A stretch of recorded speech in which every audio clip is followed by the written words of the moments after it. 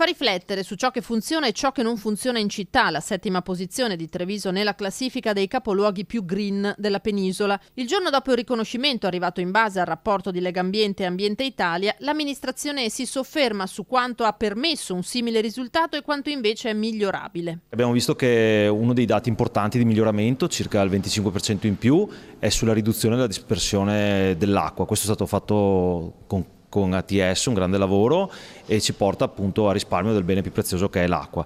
Stiamo migliorando in molti campi, anche nella qualità dell'aria abbiamo avuto un certo miglioramento, non è sufficiente a ottenere i risultati che noi vogliamo ottenere, quindi noi sappiamo che siamo settimi, abbiamo 6 città davanti a noi, però stiamo lavorando molto bene. Di contro il tallone d'Achille della città, le fognature. Questo è uno dei parametri che ci penalizza molto, è un parametro storico che noi abbiamo ereditato, come peraltro le amministrazioni precedenti, e ci porta a essere i penultimi in Italia. Basterebbe incrementare di poco questo coefficiente per portarci tra le prime 3 città in questa particolare classifica. Da qui la pianificazione del futuro, che in tema ambientale per Treviso significa innanzitutto piantumazione di nuovi alberi, anche se, come posta su Facebook il sindaco Conte, l'attuale compagine in 2 anni ha già messo a dimora più essenze che nei 5 anni della scorsa amministrazione. Questo vediamo che porta a una riduzione della CO2 e del PM10, questo sicuramente è un elemento importante, anche perché vediamo che nei prossimi 2 anni abbiamo in predicato di piantare 1700 alberi, questa è una cosa importantissima, che sono quasi il triplo di quelli piantati nei 5 anni precedenti.